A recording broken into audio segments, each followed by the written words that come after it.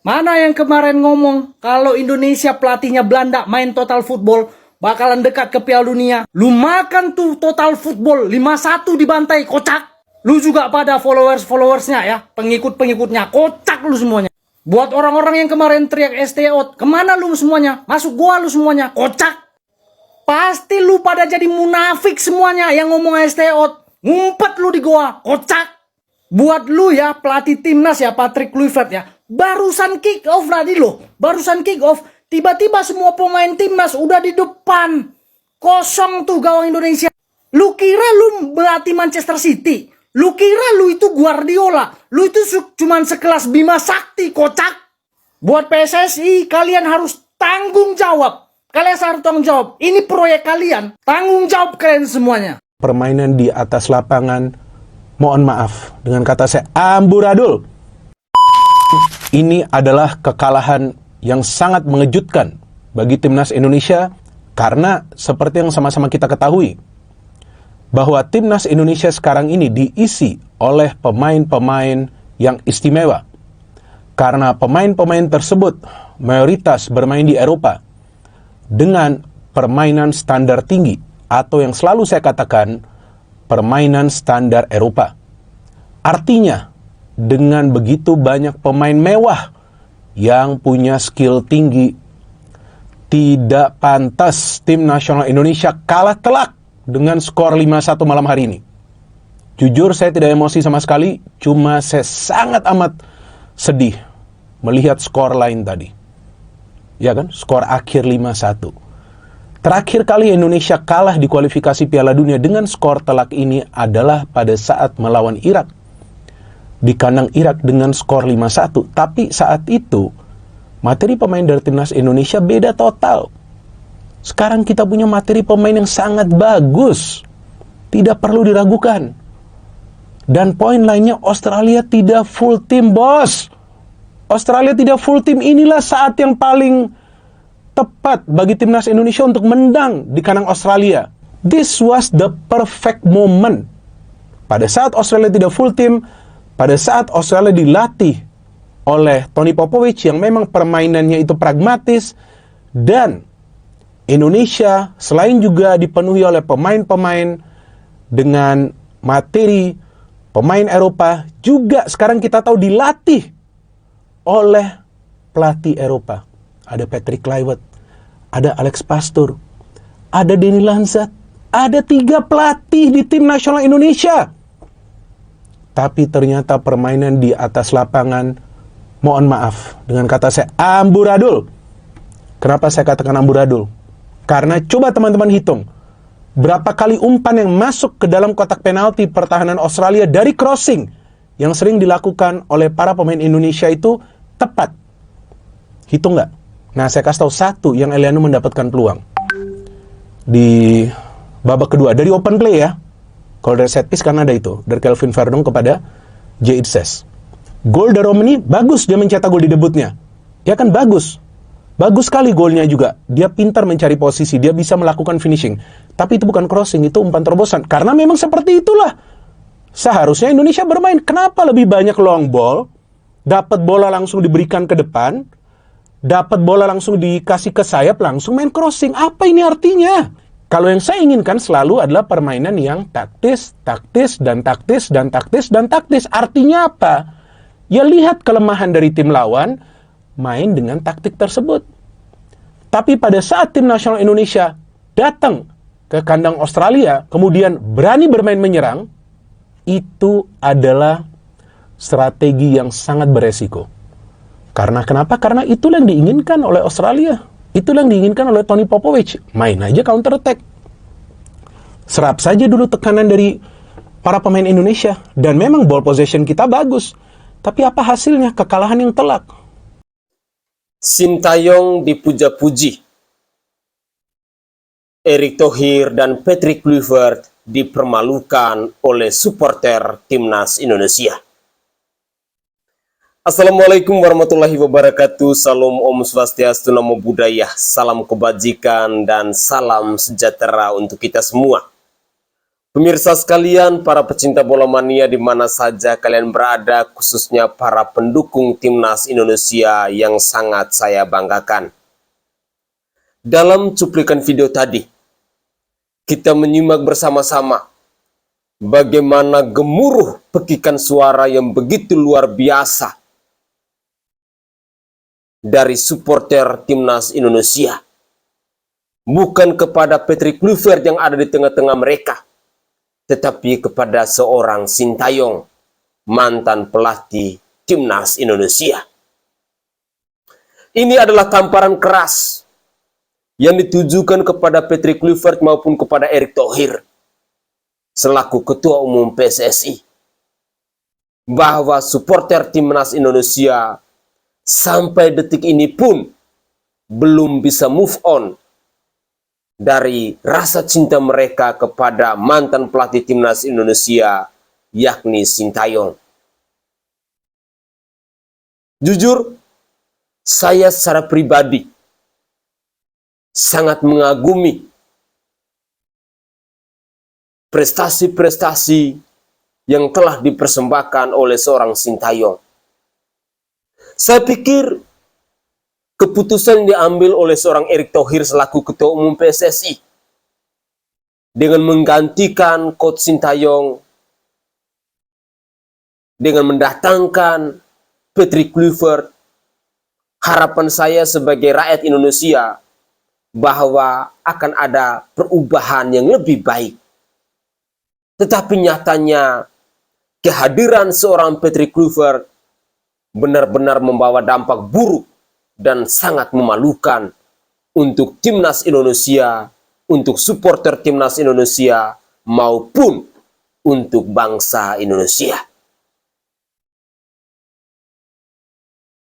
Mungkin ini adalah cerita awal bahwa timnas Indonesia akan kembali ke sisi gelap, kembali ke masa kelam. Dan seorang Erick Thohir, Anda harus bertanggung jawab atas kekalahan yang sangat memalukan ketika timnas Indonesia melawan Australia ini. Pemirsa sekalian, saya berharap bahwa kita sadar, kita bisa melek yang mungkin selama ini berkuar-kuar untuk membela Erick Thohir, yang mungkin selama ini berkuar-kuar bangga dengan kehadiran seorang Patrick Kluivert, khususnya kepada manusia-manusia pecundang, manusia-manusia pengecut yang selalu menyerang Coach Sintayong. Saya sebagai masyarakat Indonesia pastinya akan menunggu komentar-komentar dari para mafia bola yang dulunya selalu menyerang Coach Sintayong. Ada Peter Gonta, ada Tommy Veli alias Towel, dan beberapa manusia-manusia mafia lainnya.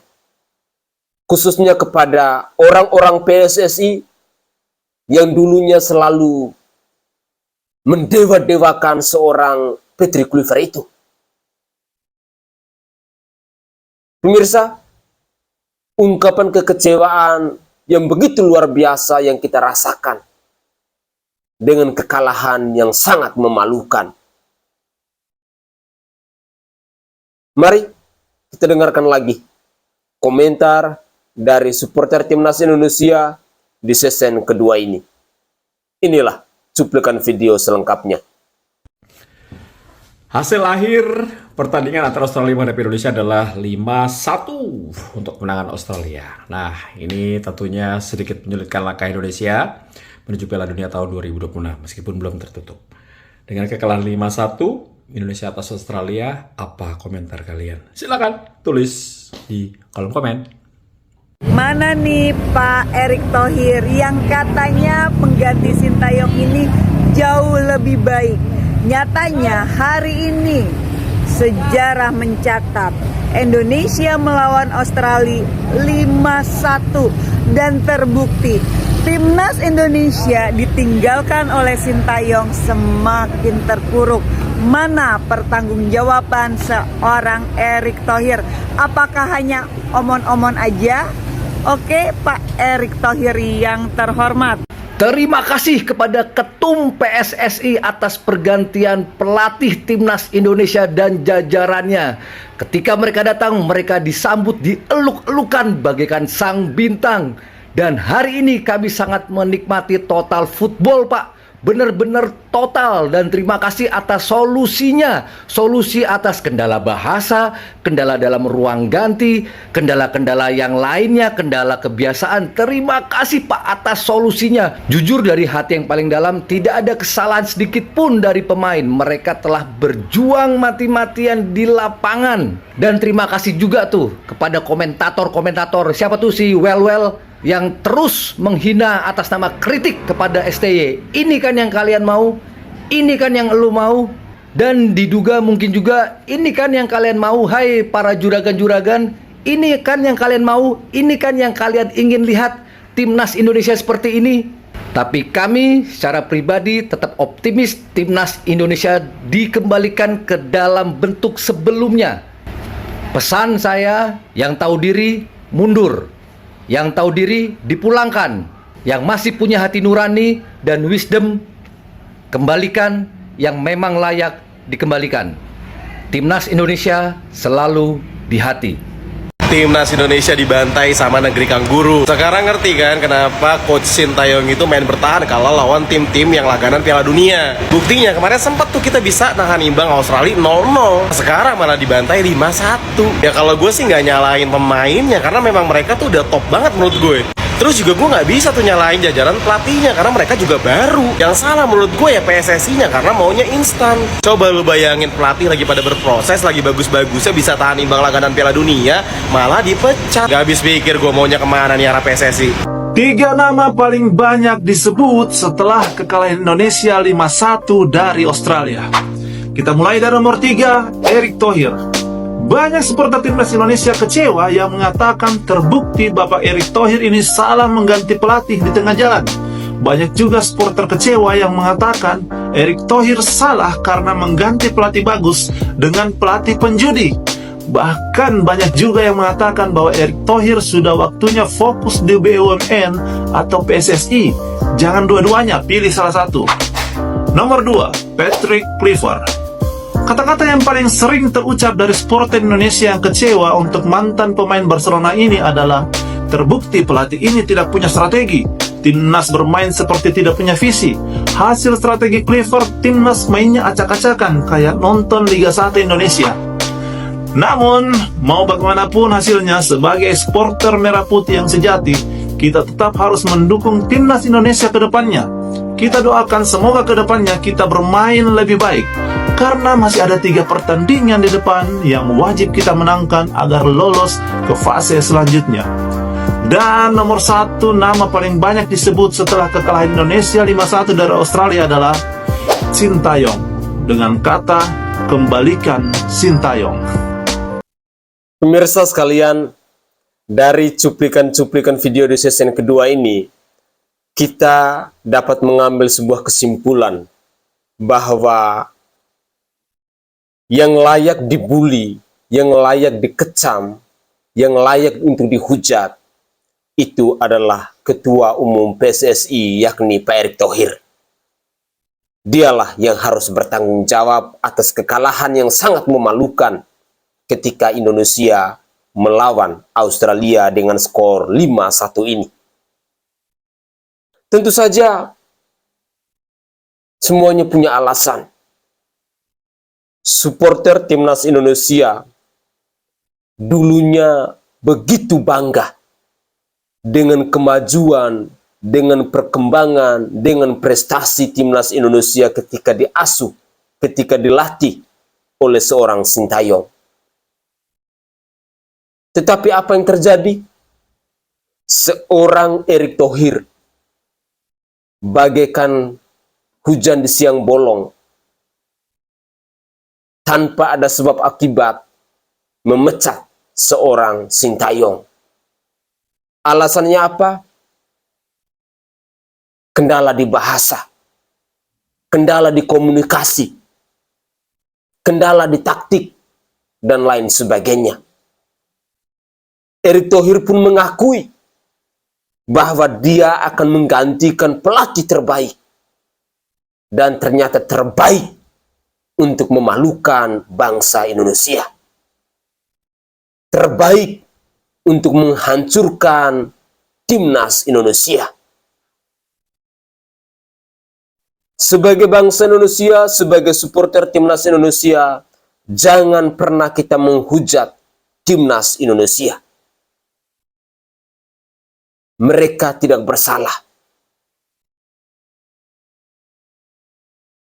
Yang menjadi tanggung jawab di sini adalah Erick Thohir. Tidak heran bila pada akhirnya di awal cuplikan video tadi, di hadapan Patrick Kluivert, mungkin di hadapan dari seorang Erick Thohir, supporter timnas Indonesia lebih memilih untuk menggaungi nama dari seorang Sintayong. Kalau Erick Thohir punya hati nurani, kalau Erick Thohir punya rasa malu, tolong ambil sebuah keputusan.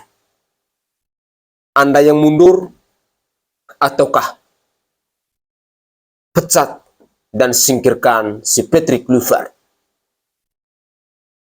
Cerita yang beredar, seorang Kluivert tidak pantas untuk menjadi seorang pelatih, khususnya dalam dunia sepak bola, dan apalagi pelatih untuk timnas Indonesia yang saat ini sedang berjuang untuk meraih berbagai macam prestasi. Kluivert dijuluki sebagai seorang penjudi. Tampaknya dia lebih layak di meja judi, bukan di lapangan hijau. Semoga saja Erick Thohir bisa tahu diri. Erick Thohir bisa sadar. Kalaupun seorang Erick Thohir tidak mampu untuk mengambil keputusan ini, mungkin dengan segala hormat, seorang Erick Thohir pun harus mengundurkan diri. Agar supporter timnas Indonesia, agar bangsa Indonesia pun jadinya tahu bahwa keputusan yang salah datang dari seorang ketua umum PSSI yang telah menyingkirkan, yang telah memecat seorang pelatih terbaik yang pernah ada di timnas Indonesia. Mari kita simak lagi satu cuplikan video di season terakhir ini. Sangat mengecewakan dan sangat amat menyedihkan. Timnas Indonesia harus dibantai 5-1 di kandang Australia. Dan ini menjadi kekalahan kedua telak ya. Indonesia setelah waktu itu di Piala Asia 4-0, kali ini 5-1. Dan gue akan bahas banyak hal, jadi ini video akan panjang, disclaimer dulu. Dan ini pun gue baru bisa untuk buat videonya setelah mengumpulkan ketenangan. Oke? Dari starting 11, ketika starting 11 pertama kali dikeluarkan, ada rasa optimisme karena gua kira 4-2-3-1. Makanya pada saat di video starting 11 gue bilang, 4-2-3-1 nih. Gue happy, lumayan happy lah. Ternyata di lapangan 3 back lagi. Nggak ada bedanya. Gini, kalau lu mau bermain dengan 3 back, 5 back, ya whatever pokoknya, dengan 3 back tengah, lu harus pastikan dulu pemain lu ini sudah terbiasa. Kalaupun pemain lu tidak terbiasa, pastikan dulu kualitas pemain lu ini benar-benar hebat. Sangat mudah beradaptasi. Oke. Yang terjadi adalah kita sudah berkali-kali melihat Calvin Verdong ditriokan dengan Jay Itzes dengan Mesilhers. Ini nggak padu. Mungkin ada 1-2 kali dicoba nggak padu. Oke, nggak padu. Dan lu lakukan hal yang sama dengan berharap hasil yang beda, itu bullshit. Dan dari 5 pemain belakang, 4-nya itu di klubnya main 4 back. Hanya satu Jay Itzes yang bermain dengan 3 back tengah. Itu pun lihat Venezia peringkat berapa sekarang. Walaupun Jay Itzes secara individual mainnya lumayan bagus, tapi tetap kolektivitas defense seperti apa. Terus di tengah, Nathan dengan Tom Hai. Tom Hai kita tahu kekurangannya apa. Stamina, daya jelajah, dia lebih kayak Pirlo lah. Kan Pirlo butuh Gattuso. Gattuso-nya bukan Nathan, jelas. Nathan, kalau lu lihat, dia tuh harus mengcover Tom Hai. Mengcover kekurangan Tom Hai yaitu dalam defense. Yang terjadi adalah ketika build up, Tom Hai jemput, Nathan ke kiri. Ke depan. Hilang-hilangan terus. Berkali-kali meninggalkan posisi. At the end-nya apa? Ketika defense, Tom Hai sendirian, kelabakan. Di depan, ya, 3 pemainnya, 3 pemain praktis, 3 pemain yang bisa dimainkan. Terbaik di depan. Itu pun terlalu ke tengah dan tidak ada yang menjemput. Jadi kayak Marcelino Strike sama Ole Roman ini kayak bingung posisinya. Bergantian sih bergantian, tapi bergantian bingung. Tidak ada kekompakan, karena memang mungkin baru pertama kali kerjasama. Dari formasi aja yang seperti tadi gue jelaskan, sudah ada banyak kekeliruan dan banyak hal yang salah. Terus dari segi pertandingan, 15 menit kita bisa kontrol, kita bisa ngepres Australia. Australia nggak dapat peluang, nggak ada bisa keluar. Kita dapat peluang clear pertama dari Jay Itzes, habis itu kita dapat penalti. Sayang penaltinya nggak masuk. Kita sudah bisa menyulitkan dan kita sudah membuktikan kita bisa ngepres Australia. Tapi momentum itu nggak dimanfaatkan. At the end, kita kena peluang pertama yang Martin pas save, habis itu kena penalti. Dan Sue-nya masuk. Ya, penalti dari Australia. 1-0, sebenarnya masih bisa kita comeback karena kita bermain bagus. Tapi the problem is, semenit lebih kemudian, terjadilah gol kedua yang menurut gue lagi-lagi ini faktor miskoordinasi defense. Ketika lu bermain dengan 3 back, dan lu memutuskan untuk bermain man to man, artinya salah satu itu man to man, 2-nya cover area. Yang terjadi tadi adalah Jay Itzes itu ngepres. Verdong kan udah terlalu ke kiri. Jay Itzes ketarik man to man. Mace ini harusnya bisa cover area. Apa yang dia lakukan? Maju juga. Makanya dia maju tapi nanggung. Terjadilah gol kedua. Itu parah menurut gue organisasi defense-nya. Gol ketiga ya sama, pada bengong, defense second line juga nggak ada, tugasnya Nathan. Hilang juga. 2 gol set piece babak kedua. Tidak ada koordinasi. Itu juga salah pelatih. Seperti U20 kemarin. Harusnya udah diantisipasi. Jadi, ketika gol pertama, itu kita masih bisa bounce back harusnya. Gol kedua ini udah kill the game. Kelihatan permainannya langsung long ball. Tengahnya dimatikan. Itu udah nggak bisa kemana-mana kita. Kita coba dari sayap, balik ke belakang.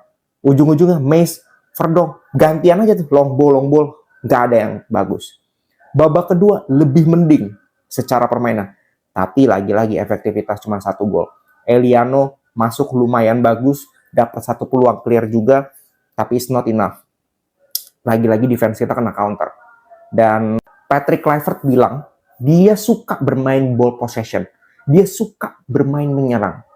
Dan sebenarnya ya, kita menguasai ball possession. Tapi yang dia lupa, yang mungkin belum terimplementasi dengan baik di pertandingan kali ini adalah, lu kuasai bola tujuannya apa? Tujuan lu adalah untuk menyerang, tujuan lu adalah untuk create peluang dan mencetak gol. Itu tidak dilakukan dengan baik.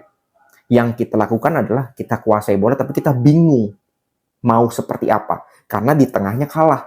Ketika lu lu total football yang kita kenal, Barcelona, Pep-nya, City yang zamannya top-topnya, pernah nggak main dengan 3 back, 5 back? Kita bilang 5 back karena 2 wing back-nya itu full back. Pernah nggak? Nggak ada. Main 4 back. Zamannya Pep treble pun 3 back doang. 2-nya itu winger. Grealish sama Bernardo. Harus lebih banyak pemain yang memang inisiatifnya untuk menyerang, untuk bermain sepak bola menyerang. Kalau lu main sepak bola menyerang, tapi yang lu mainin pemain yang lebih banyak konsentrasinya untuk bertahan, terjadi mereka bingung, mereka pegang bola, iya, tapi mereka bingung mau diapain ini bola. Karena kita sudah biasa, atau kita lebih memang cenderung untuk defense. Dan itulah yang terjadi. Di tengah nggak ada yang pegang bola kecuali Tom Hai. Tom Hai terisolasi. Dia bingung mau passing kemana, Marcelino nggak kelihatan. Sama sekali, strike, kebingungan, nggak kelihatan. Ole doang kerja keras, itu pun ya kerja keras doang. Karena terisolasi, nggak jelas perannya. Jadi 7 menit ini gue ngomong 7 menit, ini begitu banyak PR dan kesalahan yang dilakukan oleh Patrick Kluivert dan pelatih, yang gue harap lawan Bahrain dan China ini harus segera diperbaiki. Kita udah biasa bilang, kita nggak bisa bicara, oh kasih waktu, tidak ada waktu. Itulah memang tugas yang harus diambil ketika lu mengambil tanggung jawab sebagai pelatih di tengah jalan. Ya, lu harus ambil konsekuensinya dan lu harus perform segera mungkin. Jadi harus ada solusi, dan semoga lawan China, lawan Bahrain, lawan China, ada perubahan yang signifikan. Gue tidak mau bilang harus ada perubahan doang. Harus ada perubahan yang signifikan, dan it's a must win game. Titik. Oke? Segitu dulu. Oke guys, itu adalah cuplikan-cuplikan video yang bisa saya persembahkan ke hadapan pemirsa sekalian, khususnya kepada para pecinta bola mania, terkait dengan komentar-komentar dari netizen setelah Indonesia kalah melawan Australia dengan skor 5-1 itu. Mungkin akan ada alasan bahwa ya mungkin ini adalah penampilan perdananya seorang Kluivert, dia masih mempelajari para pemainnya. Mungkin ada pula yang berkomentar bahwa bola itu bundar dan lain sebagainya. Tetapi saya sangat yakin dan percaya bahwa ini adalah sebuah kelalaian. Terlalu menganggap diri hebat, terlalu terobsesi, lupa bahwa tim yang mereka hadapi adalah tim yang sudah langganan dalam Piala Dunia. Semoga saja besok atau lusa ada evaluasi yang lebih baik lagi, karena masih ada permainan untuk melawan Bahrain dan juga China. Sekali lagi, saya ingin mengajak kepada pemirsa sekalian bahwa mari tetap kita dukung Timnas Indonesia. Ketua Umum PSSI boleh berganti, pelatih pun boleh berganti, tetapi Timnas Indonesia harus tetap di hati. Harus tetap di dalam jiwa kita. Karena mereka berjuang untuk mengharumkan Indonesia. Saya Sainai dari Provinsi Nusa Tenggara Timur. Kita yang rakyat jelata harus tetap berani untuk bersuara. Salam hormat, salam NKRI, dan salam olahraga untuk kita semua.